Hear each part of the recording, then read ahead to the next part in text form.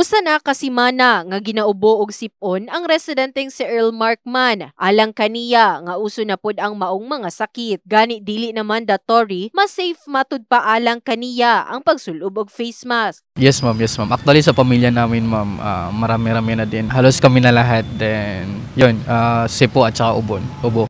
Sa ingon aning panahon, ilabi na nga ana ang bahad sa managlahing impeksyon sama sa walking pneumonia, nakita matud pa niya ang importansya sa face mask. Proven and tested na kapag mag-face mask ka, ma-prevent natin yung mga sakit, especially yung mga sakit na yung cause is yung laway, yung mga ganun ma'am. So malaking tulong talaga kapag ang lahat ay naka-face mask, especially yung mga may mga sakit. Kung nakakayan medyo pagka lang din lang yan. Yan na lang sa akin. Gwapo man doon, medyo presko man.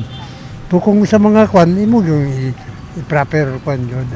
Base sa City Health Office, ang walking pneumonia sama lang usab ang sintomas sa ubang sakit nga makasinati og hilanat, ubo, panakit sa lawas, sore throat, pagsuka-suka, rashes, joint pain ug uban pa. Kung aduna nay samang sintomas, ginarekomenda sa mga health experts nga magpa-check up na. Kunyari tumagal na ng 3 araw hanggang 5 araw or more, definitely dapat magpakonsulta na sa doktor para matignan, lalo na yung baga nila baka mamaya naninikip na or puno na pala ng plema, so para mas mabigyan ng agarang intervention. Sa nahitabong 66th regular session sa sangguniang panlungsod sa Jensan, adunay gidusong resolusyon si Kagawad Elizabeth Bagonok sa pagpahinumdum sa residente sa Jensan kalabot sa pagpataas sa kahibalo sa pagsulob og face mask batok walking pneumonia. Kahibaluan, una nang giawhag sa City Health Office ang publiko sa pagsulob og face mask bisan dili na kini mandatory. In the heart of changing lives.